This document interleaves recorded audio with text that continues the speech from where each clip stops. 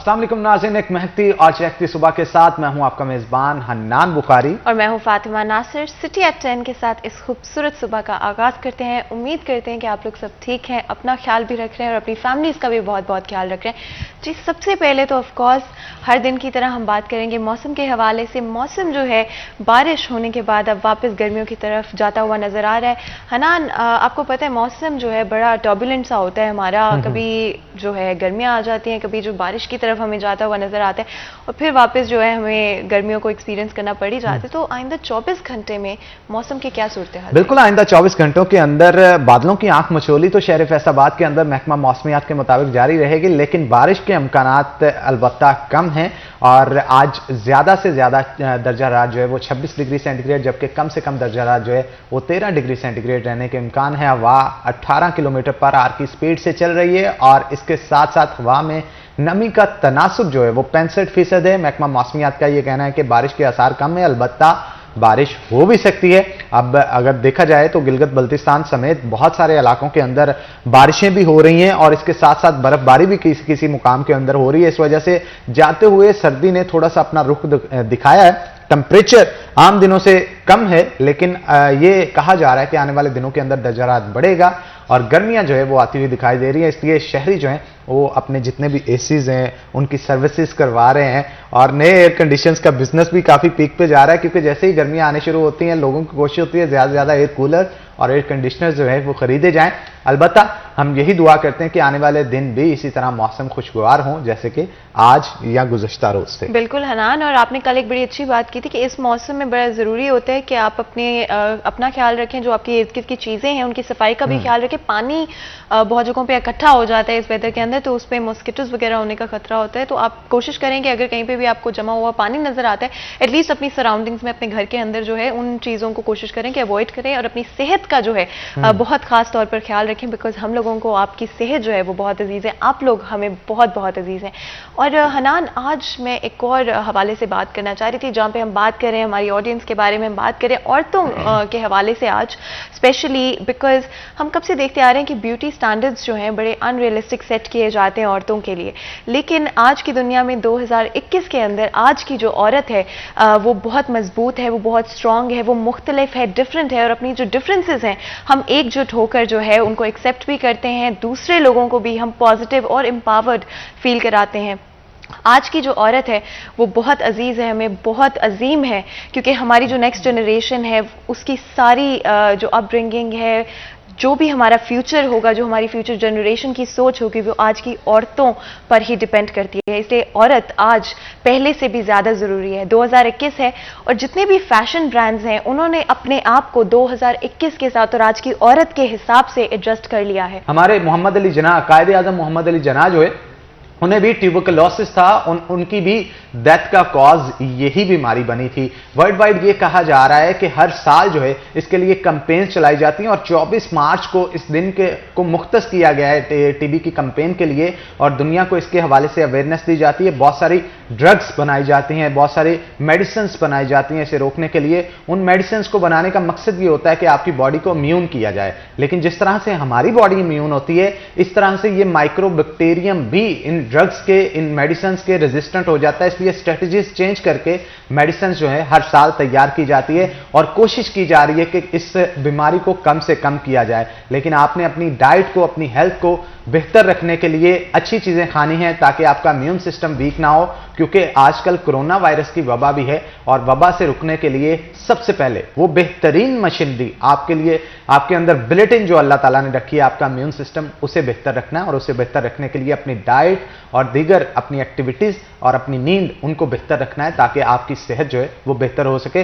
तो आज का हमारा यही पैगाम है आपके लिए कि जनाब अपना बर वक्त इलाज करवाते रहें, अपना बर वक्त चेकअप करवाते रहें। अगर आपके अंदर कोई भी किसी भी किस्म की बीमारी है तो उससे बच के एक सेहतमंद माशरा जो है वो जन्म ले सके। बिल्कुल हनान, और बहुत जरूरी भी है कि लोग अपना ख्याल रखें, डिफरेंट किस्म की बीमारियां जो हैं उनसे अपने आप को बचाने की कोशिश करें और वक्त पर जो है प्रिकॉशनरी मेजर्स लें ताकि अपने आप को हेल्दी रख सके, अपने इम्यून सिस्टम को हेल्दी रख सके।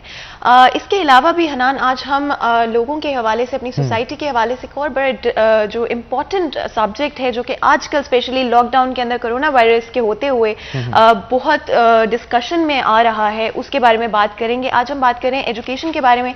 हम जानते हैं कि स्कूल्स जो हैं काफ़ी देर से शट डाउन हुए हैं और बार बार करने पड़ रहे हैं दोबारा से। कुछ टाइम के लिए उनको खोल दिया जाता है, स्टूडेंट्स फिर से क्लासेस देना शुरू करते हैं। ऑल्टरनेटिव डेज को भी ट्राई किया गया है ताकि क्लासेस को कैरी ऑन रखा जा सके, एजुकेशन को कैरी ऑन रखा जा सके। लेकिन फिर भी इस मसले का जो हल है वो करीब करीब नजर नहीं आ रहा है, क्योंकि कोरोना का फैलाव ज्यादा होने की वजह से जो हम third wave at the moment experience करें, उसकी वजह से एक दफा फिर स्कूल्स को बंद कर दिया गया है। और डिफरेंट लोगों की डिफरेंट राय है। कुछ लोग चाहते हैं जी उनको खोल दिया जाए, कुछ लोग चाहते हैं बंद ही रखा जाए। लेकिन हेल्थ और सेफ्टी को देखते हुए अभी तक तो स्कूल्स को बंद ही रखा जा रहा है। लेकिन आगे चलते हुए देखते हैं कि जो लोग इस सेक्टर के अंदर काम करते हैं उनका क्या कहना है, टीचर्स का क्या कहना है, स्टूडेंट्स का क्या कहना है, बिकॉज उनकी राय बहुत मैटर करती है यहाँ पे कि वो किस तरह से आगे चीज़ों को लेकर चलना चाहते हैं। इसलिए आज हमारे साथ जो दो गेस्ट मौजूद हैं उनसे हम इसी मौजू के ऊपर डिस्कस करेंगे। सबसे पहले तो जहांगीर हमारे साथ मौजूद हैं, जो कि यहाँ पर सिटी 41 पर सीनियर रिपोर्टर भी हैं हमारे, और बड़ा ही इनके पास बहुत इंफॉर्मेशन होती है सब्जेक्ट्स को लेकर, और बहुत अच्छा ये हमें इंटेक दे सकेंगे चीज़ों के ऊपर। अस्सलाम वालेकुम जहांगीर, कैसे हैं आप? फाइन, आप सुनाएं? बिल्कुल ठीक। और हमारे पास एक और गेस्ट भी मौजूद हैं जो कि राना तारिक सरवर हैं। He is the director for नाफा, और हमें वो इंफॉर्मेशन और भी प्रोवाइड कर सकेंगे of course in terms of the educational institutions, और किस तरह से जो एजुकेशनल इंस्टीट्यूशंस हैं उन्होंने इस पीरियड में सफ़र किया है और अब आखिर वो क्या करना चाहते हैं आगे चलते हुए। अस्सलाम वालेकुम सर। जी वालेकुम अस्सलाम। बिल्कुल। तो जहांगीर, आपके साथ सबसे पहले मैं स्टार्ट करती हूँ। आप कुछ बताएं, एजुकेशन जो इंस्टीट्यूशंस इतने वक्त से बंद किए हुए हैं, स्कूल्स बंद किए हुए हैं, टीचर्स भी सफ़र कर रहे हैं क्योंकि उनकी पे जो थी वो कम कर दी गई थी पहले, जिसकी वजह से फाइनेंशियली भी उनको सफ़र करना पड़ता है। उसके अलावा स्टूडेंट्स की बात करें तो उनकी पढ़ाई जो है वो 1 साल से तो इसी तरह से कि वो रुकी हुई है एक तरह से, चाहे वो कंटिन्यू होती है थोड़े वक्त के, लेकिन फिर उसको रोक दिया जाता है। तो इस सिचुएशन में सबसे ज़्यादा जो है सफरिंग आई थिंक स्टूडेंट्स की हो रही है।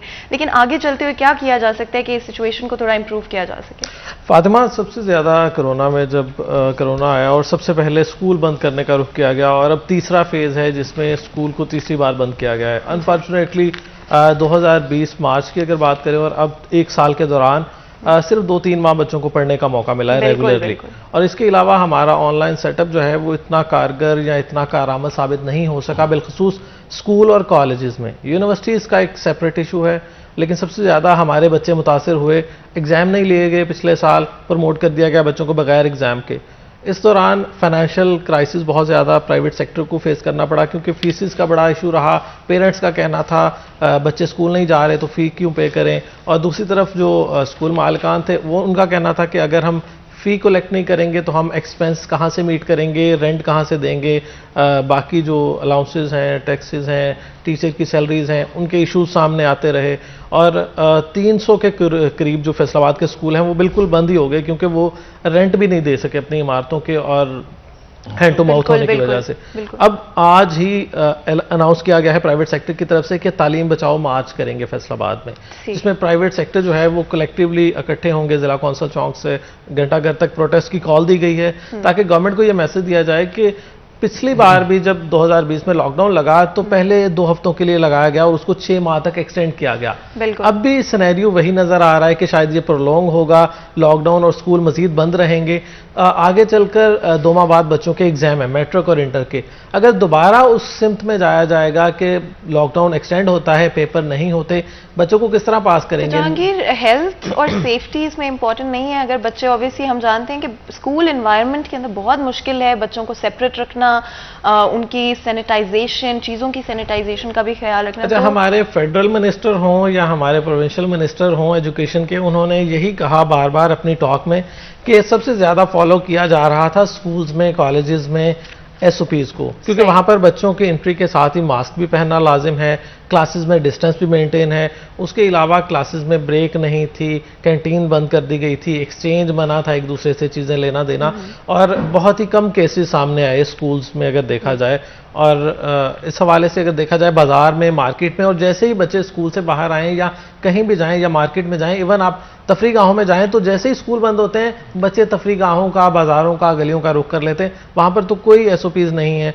और अगर सारी जिम्मेदारी स्कूल पर डालना ये सारी गलत इस तरह के देखें, हम जब घर जाते हैं तो हम बच्चों में जाते हैं घर, तो वो हम भी मार्केट से लेके जा रहे हैं ना बाहर घर में उसका, अगर कोरोना वायरस का हमें खदशा है तो हम खुद उसका लेके जा रहे हैं घर। लेकिन जहांगीर, अगर ये यहाँ पे कहा जाए कि लॉकडाउन ना किया जाए, गवर्नमेंट की तरफ से कोई इंस्ट्रक्शंस ना जारी की जाए, अगर केसेस बढ़ते हैं तो फिर तनकीद का निशाना गवर्नमेंट को ही बनाया जाता है। आखिर अवाम चाहती क्या है? लॉकडाउन करे तब भी तनकीद गवर्नमेंट पे, ना करे तब भी तनकीद गवर्नमेंट पे। गवर्नमेंट जाए तो जाए कहाँ?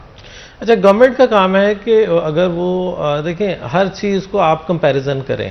अगर सिर्फ स्कूल बंद कर रहे हैं, और सिर्फ एक छोटी सी एग्जांपल ये है कि अगर 9th को आपने बगैर एग्जाम के प्रमोट किया है, अब इस वक्त वो 10th क्लास में मौजूद है बच्चा, इस साल भी अगर खुदा न खास्ता एग्जाम नहीं लिए जाते और बच्चों को प्रमोट किया जाता है तो वो किस बुनियाद पर आगे डॉक्टर इंजीनियर बनेंगे? उन्होंने तो पढ़ाई कुछ नहीं है। हमारे यहाँ ऑल्टरनेट डेज में पढ़ाई कामयाब नहीं रही, हमारे यहाँ ऑनलाइन पढ़ाई कामयाब नहीं रही, और अगर बगैर एग्जाम के आप किसी बच्चे को मैट्रिक की सनद थमा देंगे जो कि सारी उम्र उसके साथ चलनी है, तो उस बच्चे का कैलिबर क्या होगा, वो मुस्तकबिल पाकिस्तान का क्या बनाएगा? और हमारे यहाँ कोई भी किसी बच्चे की हलाकत नहीं हुई। चलें, इस मौजू पे हम राना तारक सरवर साहब से भी बात कर लेते हैं, डायरेक्टर नाफे हैं, उनसे पूछ लेते हैं उनके रिव्यूज क्या हैं। राना साहब, आप क्या कहेंगे? जहांगीर की बात तो ठीक है कि आप बिना पढ़ाए बच्चों के हाथों में अगर डिग्रियां थमा देंगे तो फिर रोशन मुस्तकबिल तो नहीं वो मिल पाएगा पाकिस्तान को जो मिलना चाहिए। अब इसका कोई ना कोई हल भी होना चाहिए, साल तो जाया नहीं किया जा सकता। और अगर लॉकडाउन को देखा जाए तो वो भी जरूरी है कोरोना वायरस के केसेस को रोकने के लिए। आप क्या सजेस्ट करेंगे? गवर्नमेंट को क्या इनिशिएटिव्स लेने चाहिए? क्योंकि अगर आपका ये कहना है कि सिर्फ और सिर्फ स्कूल्स खोल दिए जाएं तो ऐसी भी पॉसिबिलिटी नहीं है। स्कूलों से ही केसेस इससे पहले जब लॉकडाउन खोला था तो निकले थे। इसका परमानेंट हल क्या होना चाहिए? बिस्मिल्लाहिर्रहमानिर्रहीम जी, शुक्रिया। मेरा ख्याल है जहांगीर भाई ने बड़ी खूबसूरत और बड़ी दलाइल के साथ सारी बातें की हैं। मैं इन्हीं बातों को आगे बढ़ाते हुए सिर्फ ये कहना चाह रहा हूँ कि देखें, जैसे जहांगीर इमरान खान साहब जब आए हैं, इन्होंने कहा जी मेरी फर्स्ट प्रायोरिटी तालीम और सेहत होगी। तो आप देख लें 1 साल से फिर तालीम का क्या हशर हो रहा है। दुनिया में तो जंगों के दौरान भी क्लासेस लगाई जाती हैं और लगती रही हैं, आज भी लग रही हैं। इराक के अंदर, शाम के अंदर, अफगानिस्तान के अंदर एक तरफ जंग हो रही है, एक तरफ तालीमी इदारे खुले हुए हैं। ठीक है। दूसरा ये जो जैसे जहांगीर भाई ने कहा है, यकीन मानिए अगर आपका कोई सेक्टर SOPs के ऊपर अमल कर रहा था तो वो तालीमी इदारे थे। छोटे छोटे बच्चे, मेरे अपने स्कूल्स हैं, उनको मास्क पहनाया जा रहा था, डिस्टेंस मेंटेन किया जा रहा था, no sharing, no hand shake, ये नारे हम दे रहे थे और बच्चे इस पे अमल कर रहे थे। कैंटीन्स बंद थी, बच्चे घर से सारी चीज़ें लेके आ रहे थे। तो जैसे दूसरा जहांगीर भाई ने कहा, जो पेरेंट्स बाहर घूम फिर रहे हैं वो सारा दिन मार्केट्स के अंदर, जो 500 से लेके या 200-300 से लेके 3000 रुपए तक फीस वाले स्कूल्स हैं, वो एलीट की हम बात नहीं कर रहे, उनकी तो फीस आज भी जुर्मानों के साथ पे हो रही है। लेकिन हकीकत यह है कि इधर से ऐलान होता है, उधर से फीस बंद हो जाती है। तो गुजारिश यह है कि इसके नतीजे में आपकी मैशत जो है, 40 किस्म के लोग, जैसे मैंने कहा, स्पेशली जो बैचलर बच्चियां स्कूल्स में जॉब कर रही हैं, आपाज हैं, सिक्योरिटी गार्ड्स हैं, समोसे फराहम करने वाले हैं, रेडी लगाने वाले हैं, कॉपियां बनाने वाले हैं, पब्लिशर्स के साथ जो मामला हुआ है, आप जाके जरा दौरा तो करें। तो अगर आप थोड़ी सी रोशनी डालें इस बात पे, क्योंकि सबसे ज्यादा कंसर्न इसी बात की होती है कि SOPs को फॉलो किया जाएगा।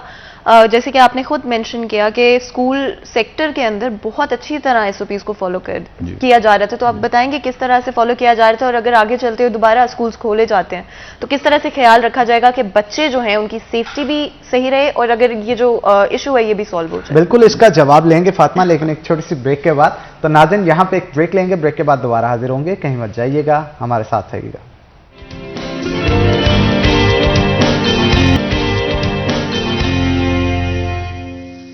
वेलकम बैक नाज़रीन, ब्रेक के बाद खुशामदीद जनाब। जैसा कि आप देख रहे हैं कि हमारा फेवरेट सेगमेंट किचन का सेगमेंट स्टार्ट हो चुका है और यूके शेफ जो है वो हमारे साथ मौजूद होंगे। आज क्या बन रहा है और रेसिपी क्या होगी जानते हैं यूके शेफ से। यूके, क्या बना रहे हैं आज? अस्सलाम वालेकुम सर, कैसे आप? ठीक जी, मैं बिल्कुल ठीक ठाक। क्या तैयार कर रहे हैं आज? रेसिपी क्या होगी? हमारा ब्रेकफास्ट क्रोसन, इंग्लिश ब्रेकफास्ट होगा सर। क्रोसन हमारे पास मौजूद है। ठीक है। चीज आमलेट बनेगा और पाकिस्तानी आमलेट बनेगा। और रेसिपी क्या क्या होगी, क्या क्या चीज इंग्रेडिएंट्स? आमलेट के लिए हमारे पास ये चीज़ है, ये हम आमलेट के लिए टेस्ट लगाएंगे।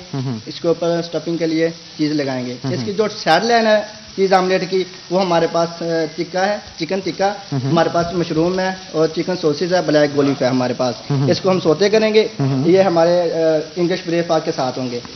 जो हमारा पाकिस्तानी आमलेट है उसमें हम पाकिस्तानी मसाले ऐड करेंगे और हमारे पास चॉप किया हुआ टमाटर है, तो हम पाकिस्तानी आमलेट बना के और क्रोसन के साथ इस्तेमाल करेंगे, खाएंगे। अच्छा, मुझे ये बताएं कि ये जो ऑमलेट होगा इसे तैयार किस में किया सर जाएगा? ताज कुकिंग ऑयल में तैयार जनाब, ताज कुकिंग ऑयल में इसे तैयार किया जाएगा। ताज कुकिंग ऑयल और बनास्पति बनाने वालों का यह कहना है कि इसे हिफ्ज़ान सेहत के असूलों के ऐन मुताबिक कुदरती अज्जा के साथ तैयार किया जाता है, जिसके अंदर विटामिन का ब्लेंड भी मौजूद है। विटामिन ए, विटामिन डी और विटामिन ई इसके अंदर मौजूद है।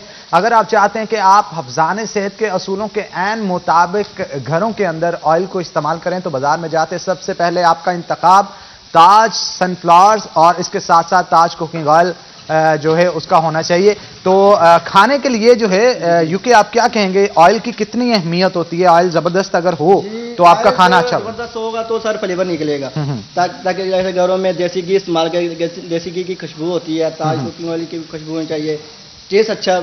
वैसे ऑमलेट तो घरों के अंदर भी तैयार किया जाता है, लेकिन यहाँ पे आज जो ऑमलेट तैयार किया जा रहा है उसमें फर्क क्या है?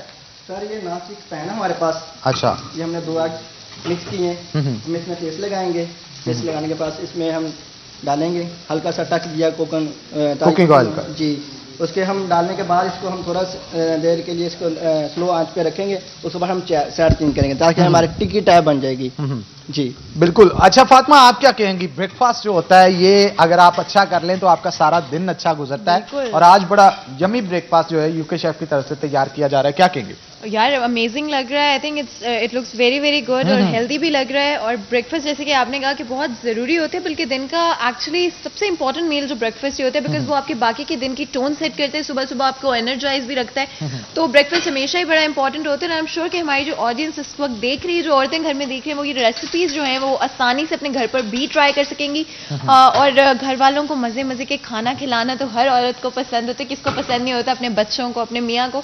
तो आज जो ये रेसिपी बना रहे हैं बहुत ही मजेदार लग रही है, मुझे देख के भूख लगी है, तो अपने घर पे भी आप वैसे ट्राई आपने कर भी सकते कभी हैं। ब्रेकफास्ट बनाया, कोई चीज रेडी की मैं, हो जाने अनजाने में? हाँ जी, थोड़ा बहुत जरूर मैंने किया, ट्राई मैं करती रहती हूँ डिफरेंट तरह की रेसिपीज। हाँ वो जरूर है कि ऑब्वियसली मैं अब उनकी तरह, जिस तरह से यूके शेफ बना रहे हैं उतना अच्छा तो मैं नहीं बना पाती हूँ, आई एम श्योर, लेकिन बना हाँ मैं लेगी। एक्सपेरिमेंट जरूर करती रहती हूँ। ये रेसिपी मैं अपने घर पे एक्चुअली ट्राई करने वाली हूँ हनान, और अकेले बैठ के खाने वाली, किसी को नहीं देने वाली। पाकिस्तानी आमलेट तैयार हो चुका है।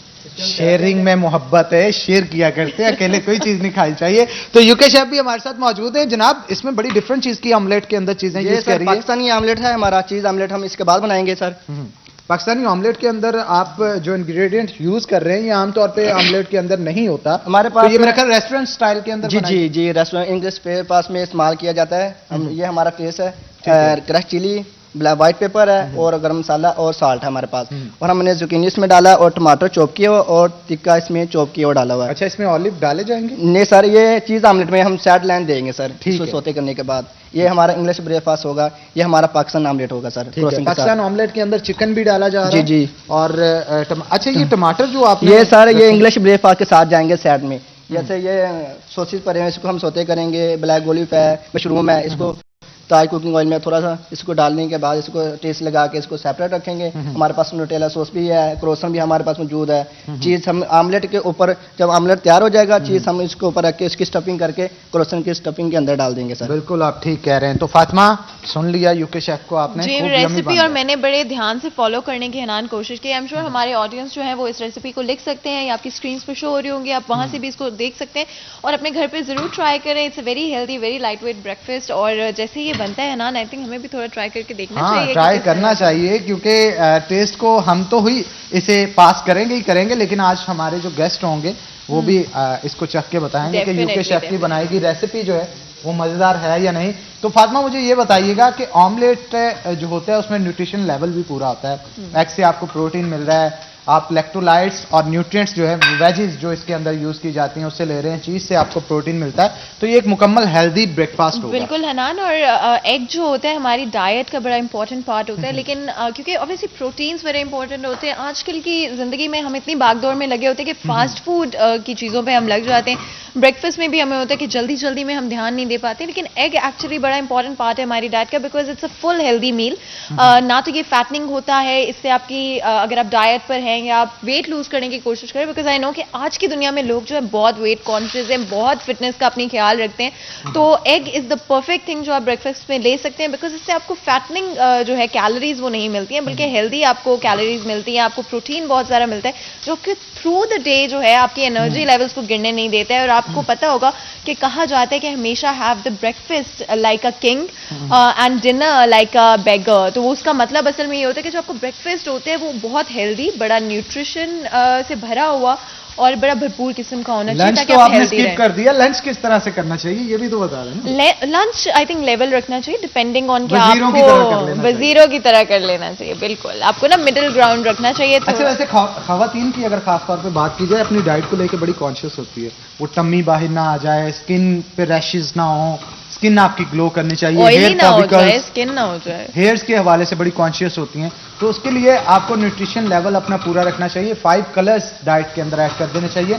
तो मोस्ट ऑफ द टाइम बहुत सारी क्यूरीज भी आती हैं कि 5 कलर्स डाइट के अंदर कैसे ऐड किए जाएं, तो इसके लिए आप जो भी मील तैयार कर रहे हैं उसमें देख लें कि 5 कलर्स किस तरह से आपको वेजिस से ग्रीन कलर मिलता है, लोबिया अगर यूज करेंगे उससे रेड कलर मिल जाएगा, एप्पल यूज करेंगे तो उससे भी आपको रेड कलर मिल जाएगा। इसके अलावा आप जब रोटी का इस्तेमाल करते हैं तो उससे वाइट कलर आपको मिल जाएगा, मीट से भी आपको वाइट कलर मिल जाएगा।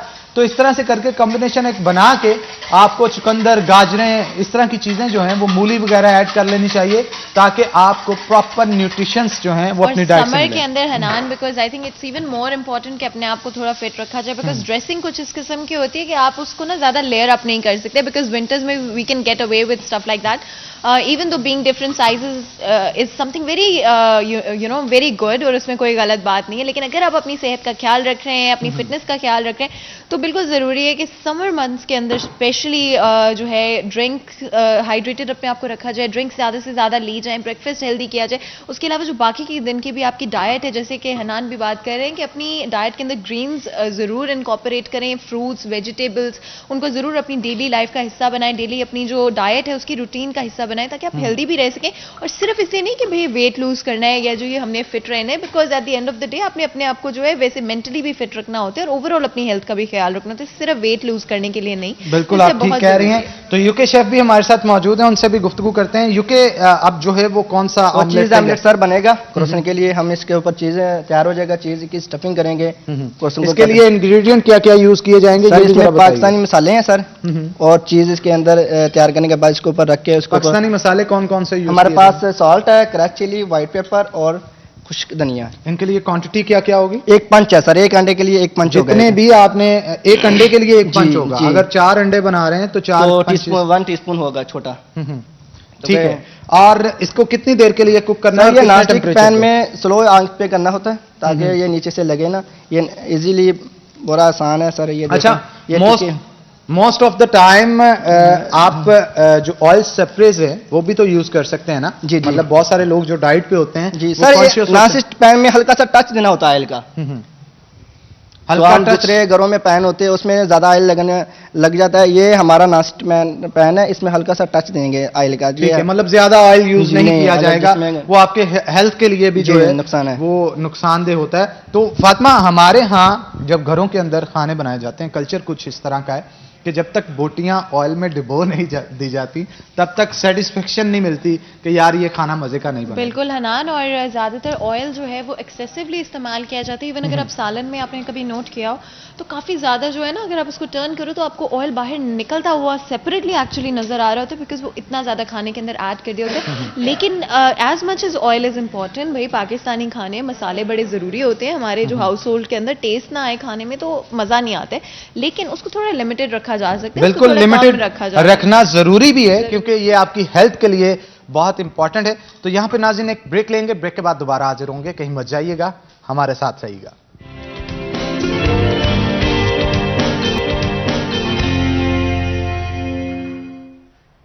वेलकम बैक नाज़रीन, ब्रेक के बाद खुश आमदीद। हमारे साथ काशिफ ज़िया मौजूद है, मजीद गुफ्तगू उनके साथ करेंगे। काशिफ, ईओबी और इसके साथ साथ सोशल सिक्योरिटी के बहुत सारे मसाइल हैं जिनको हल करने की ज़रूरत है। गवर्नमेंट पॉलिसियाँ इस मामले पे बनाने का कह तो देती है, लेकिन इम्प्लीमेंटेशन उस तरह से इस पर नहीं हो पाती जैसे होनी चाहिए। आप क्या कहेंगे इस हवाले से? देखें, एज ए इंडस्ट्रियलिस्ट मैं इस बात के ऊपर वेरी मच होपफुल हूँ कि गवर्नमेंट ने जो भी, नो डाउट यू टर्न में ये मशहूर गवर्नमेंट है, लेकिन टेक्सटाइल के लिए जो इन्होंने वादे किए वो समहाउ वफा भी कर रहे हैं। और मसले मसाइल तो ऑब्वियसली पार्ट ऑफ गेम और ये चलता रहेगा। इसमें अगर सोशल सिक्योरिटी की बात की जाए, ईओबीआई की बात की जाए, नो डाउट हमें अपने लेबर के लिए ये सहूलियत जो कि इंटरनेशनल लेवल पे इंटरनेशनल लेबर ऑर्गेनाइजेशन के साथ जो पाकिस्तान ने एग्रीमेंट किया हुआ है, हमें उसको फॉलो करना है। और हमारे जो कस्टमर्स हैं वो भी हमें फोर्स करते हैं कि इनको पूरी तरह कंप्लाई किया जाए। नो डाउट जो फैक्ट्रीज जो एक्सपोर्ट ऑलरेडी कर रही हैं उनके अंदर ये जो चीज़ें हैं कि अगर आप अपने लेबर के राइट्स और EOBI, minimum wage, social securities आप नहीं देते हैं तो आपको वो सर्टिफिकेट ही जारी नहीं करते कि आप उनकी प्रोडक्ट अपनी फैक्ट्री में तैयार कर सकें। तो हमें एक साइड पे तो कस्टमर का वो करना पड़ता है, दूसरी साइड पे हमने लेबर का भी ख्याल करना है। और इसी दौरान में जो सोशल सिक्योरिटी और ईओबीआई, नो डाउट वो ब्यूरोक्रेटिक जो रवैया जो इस पाकिस्तान के जो मुल्क में हमें एज इंडस्ट्रीज जो फेस करना पड़ता है, उसमें डिफरेंट टाइम पे अनअनाउंस ऑडिट्स, और उसके बाद एक साइड पे तो एक्सपोर्टर एक्सपोर्ट कर रहा है, दूसरी साइड पे इन मसलों में फंसा हुआ है। और इस टाइम पे 23 से 24 इदारे ऐसे हैं जो पाकिस्तान में जिसको एक्सपोर्टर को फेस करना पड़ता है। उसमें से सोशल सिक्योरिटी भी है। No doubt prime minister Imran Khan, Mian Aslam Iqbal साहब, असद उमर साहब, इन्होंने बहुत बड़ा डिसीजन लिया कि इंस्पेक्टरलेस रिजीम जो है, जो कि एक ख्वाब लगता था इस इंडस्ट्री के लिए, जो इन्होंने वादा अपना वफा किया। और जब इन्होंने ऐलान किया था कि हम इंस्पेक्टरलेस रिजीम लेकर आने जा रहे हैं, तो हम सोचते थे कि ये तो एक बहुत बड़ा अनहोनी बात कर दी है जो कि पॉसिबल ही नहीं है। लेकिन पीटीआई गवर्नमेंट ने ये कर दिखाया। अब जब एक चीज़ उन्होंने कर दी है तो दूसरी साइड पे ऑब्वियसली एक स्टेप तो हेड हो गया है, तो दूसरी साइड पे हम अगेन गवर्नमेंट से ही मुतालबा करेंगे जिस पैटर्न के ऊपर सोशल सिक्योरिटी को लिया गया, इंस्पेक्टरलेस रिजीम को। और इसका मकसद ये कि जो ऑडिटर है वो आपकी फैक्ट्री में नहीं आएगा, जो इंस्पेक्टर है वो आपकी फैक्ट्री में नहीं आएगा, जो डर और खौफ इदारे का बैठा हुआ वो आपकी फैक्ट्री में नहीं आएगा। You have to pay all the dues for the labour on self assessment basis.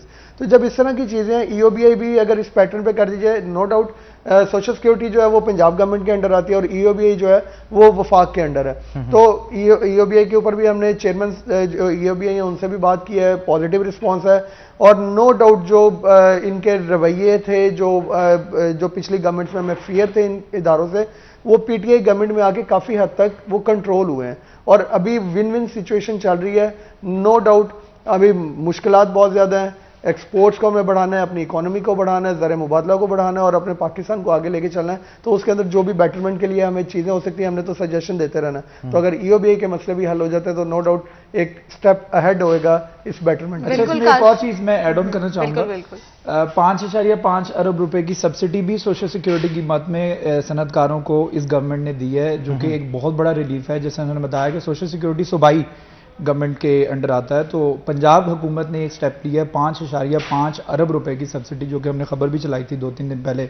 और ये बहुत ज़बरदस्त किस्म की सब्सिडी है कि पिछले जितने भी जुर्माने ड्यूज होंगे वो सनतकारों के वेव ऑफ कर दिए गए। तो इस पे इस वक्त जो पंजाब गवर्नमेंट का शुक्रिया अदा करने के साथ साथ सूबाई के साथ साथ वफाकी गवर्नमेंट से भी ये मुतालबा किया जा रहा है कि ईओबीआई की मद में भी जितने भी जुर्माने और ड्यूज हैं वो भी वेव ऑफ कर दिए जाए, ताकि इंडस्ट्री का सर्कल जो है मजीद बेहतर तरीके से चलाया जाए। दैट्स अमेजिंग शराज कि आपने मेंशन किया कि पीटीआई गवर्नमेंट की तरफ से जो रिलीफ दिया जा रहा है ऑलरेडी वो काफ़ी हेल्पफुल है।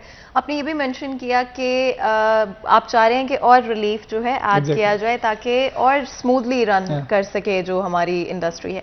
तो काशिफ, इसके अलावा जैसे कि उन्होंने मेंशन किया कि लेबर के लिए जो है कुछ रिलीफ दिया जाए, जो उनके आप लोगों ने ऑब्वियसली आप लोगों की ड्यूटीज़ हैं इंटरनेशनली आप लोगों के क्लाइंट्स की वजह से, तो और किस तरह के रिलीफ जो है आप गवर्नमेंट से एक्सपेक्ट करेंगे? देखें, इसके साथ जैसे कि बिजली और गैस की बात हो चुकी है, लेबर की बात हो चुकी है, स्टेबिलिटी की बात हो चुकी है कि पाकिस्तान में कोविड से पहले जो कस्टमर का जो इंटरेस्ट था या ट्रस्ट लेवल था वो उस लेवल पे नहीं था जो इंडिया और बांग्लादेश में था। कस्टमर फ्रीक्वेंटली ट्रैवल करते थे वहाँ पे। और उसके बाद सबसे बड़ी बात जो है इंडिया की, अगर आप मार्केट को आज देखें, वहाँ पे बड़ी बड़ी रिटेल चेन्स जो हैं, लाइक बड़े बिग ब्रांड ज़ारा, मैंगो, इनके आउटलेट्स वहाँ पे बने हुए हैं और वो कस्टमर की जो ट्रैवलिंग है वो फ्रीक्वेंट है। नो डाउट गवर्नमेंट ने स्टेबिलिटी तो ले आई थी और अनफॉर्चुनेटली कोविड का सामना करना पड़ा और उसके बाद ट्रैवलिंग जो है वो फिर बंद हो चुकी है। लेकिन जो सबसे बड़ी बात है, हमें पाकिस्तान के अंदर जितने भी रिटेल इंटरनेशनल ब्रांड्स हैं उनके ऑफिसेज यहाँ पे चाहिए, और जब उनके ऑफिसेज यहाँ पे होंगे तो कस्टमर का ट्रस्ट बिल्डअप होगा, ताकि वो फैक्ट्री के अंदर जाके देख सकते हैं कि जहाँ पे उनकी प्रोडक्ट तैयार हो रही है वो इंटरनेशनल स्टैंडर्ड्स के मुताबिक है, जो कंप्लायंस है। मेरे ख्याल में जो इंडिया और बांग्लादेश का अगर इंफ्रास्ट्रक्चर को कंपेयर किया जाए पाकिस्तान के साथ, तो पाकिस्तान का as compare to both countries जो है वो हमारा बहुत अच्छा इंफ्रास्ट्रक्चर लेवल है, और ये खुशकिस्मती पाकिस्तान, लेकिन हम इसको अनफॉर्चुनेटली कस्टमर को प्रेजेंट नहीं कर पाए, कस्टमर को दिखा नहीं सके। कस्टमर के जो भी हमारे वो अनस्टेबिलिटी थी पाकिस्तान में, दहशतगर्दी थी, उन हालात की वजह से हम अपने कस्टमर को उस तरह से उसका ट्रस्ट वो नहीं ला सके यहाँ पे। अच्छा काशिफ, अगर खाने पीने की बात की जाए इंडस्ट्री से हटके, तो खाना तो हर एक को पसंद होता है। आप किस तरह की डाइट पसंद करते हैं? ब्रेकफास्ट कैसा पसंद करते हैं, लंच कैसा पसंद करते हैं, और डिनर के हवाले से? और सक्सेसफुल होने के लिए बड़ा जरूरी होता है कि आपकी एक बड़ी रूटीन होती है, तो इस वजह से ये ज्यादा इंपॉर्टेंट क्वेश्चन है, ताकि हमारी ऑडियंस जो देख रही है घर बैठे हुए, हाँ, उनको भी पता चले कि आपकी किस तरह की देखें अल्हम्दुलिल्लाह, जो शराज का मैं बताऊंगा, ये मेरा जिम पार्टनर भी है और ऑलरेडी मैं इससे सारी एडवाइस लेता रहता हूँ। तो जिम जो है वो रेगुलर हम जाते हैं और बड़ी हेल्दी डाइट पे ऑलवेज कॉन्शियस होता है। किसी टाइम पे चीट मील लेने का दिल करता है तो ये ऑलवेज इसका डंडा मेरे सर पे होता है कि यार नहीं, ये नहीं आप खा सकते हो। तो ये है कि नो डाउट आपकी जो सक्सेस फैक्टर है उसके अंदर आपका मेंटल स्ट्रेस और आपकी फिजिकल एक्टिविटीज ये बड़ा इंपॉर्टेंट रोल प्ले करते हैं। सारे दिन की हेक्टिक रूटीन के बाद अगर by the end of day अगर आप जिम जाते हो या सुबह अर्ली मॉर्निंग आप जिम करते हो, तो उससे ये है कि आपका जो स्ट्रेस लेवल है वो काफ़ी हद तक कम हो जाता है। आपकी एक एक्स्ट्रा एक्टिविटी डेवलप हो जाती है कि आपका माइंड डाइवर्ट हो जाता है, और उसके साथ साथ नो डाउट अगर आप अपनी हेल्दी एक्टिविटी के साथ साथ अपनी जो इनटेक है उसको भी अगर आप मेंटेन करते हो, हेल्दी डाइट लेते हो, तो नो डाउट ये अगेन विन विन सिचुएशन होती है एक बंदे की पर्सनैलिटी डेवलप करने शराज, इसमें जो ब्रेकफास्ट हो गया या जो मील्स होते हैं, डाइट का कितना रोल होता है आपकी फिजिकल फिटनेस के अंदर? Diet is basically 70% of how you look. मैं तो कहता हूँ 80% जनाब। हाँ 80% लेट्स से। तो 80%, 30%, 20% just exercise and workout, and the diet is the main thing. अच्छा, तो मतलब डाइट बहुत इंपॉर्टेंट। मैं कई लोग ऐसे मैंने देखे हैं जो 2 टाइम जिम जाते हैं, सुबह वॉक भी करते हैं, मॉर्निंग वॉक भी करते हैं, एक्सरसाइज भी करते हैं, फिर शाम को भी एक्सरसाइज करते हैं, लेकिन वो कहते हैं हम खाने पे कॉम्प्रोमाइज नहीं कर सकते, हम 4 घंटे एक्सरसाइज करवा लो। अच्छा, वैसे डोगर साहब ने भी डाइट शुरू कर दी है अब कल से। अल्हम्दुलिल्लाह, डोगर साहब भी बड़े डाइट को लेके कॉन्शियस होते हैं और जब स्टार्ट करते हैं तो प्रॉपर। देखिए मैं ये कहता हूं कि किसी भी सूरत में आपको अपने स्टमक को किसी भी एक मील का हैबिचुअल नहीं बनाना चाहिए। हैबिचुअल, आप डिफरेंट डाइट्स लें, उसको चेंज करके लें। कार्ब्स आपको कई फॉर्म में मिल जाएंगे, प्रोटीन आपको कई फॉर्म में मिल जाएगी, वेजिटेबल में मिल जाएगी, चिकन में मिल जाएगी, मीट में मिल जाएगी, रेड मीट में मिल जाएगी। तो आप अपनी डाइट को चेंज करते रहें। जब आप एक ही डाइट पे रहते हैं 3-4 महीने के लिए, आप थोड़ा सा स्लाइटली थोड़ा सा चेंज होंगे, डिट्रैक होंगे, साथ ही आप बीमार हो जाएंगे। वैसे काशिफ, डाइट आपने स्टार्ट की, जिम विम जा रहे हैं, तो लड़कियों की तो काफी नजरें आप पे नहीं, वो देखिए पार्ट ऑफ लाइफ है, वो तो चलता रहता है। अच्छा, चलता रहता है। अच्छा, वैसे अगर दूसरी शादी का मौका मिले तो करेंगे? नहीं, बिल्कुल भी। उसकी क्या हो जाए, डर, खौफ या मोहब्बत? नहीं, ऐसी बिल्कुल भी बात नहीं। ऑब्वियसली सोशल कंप्लायंस और सोशल जो आपकी बाउंड्रीज हैं और जो कल्चर और रिलीजन, बड़े डरते सोशल बाउंड्रीज की बात हो रही है, ये मॉरल और एथिकल की हो रही है। ये सारा एक कॉम्बिनेशन है जनाब। बहुत शुक्रिया जनाब आज के शो में काशिफ आपका आने के लिए। शराज भट्ट साहब आपका भी बहुत शुक्रिया। हन्नान बुखारी और फातिमा नासिर को इजाजत दें। अपना बहुत बहुत ख्याल रखें। हम मिलेंगे आपसे अगली दफा। तब तक के लिए अल्लाह हाफिज।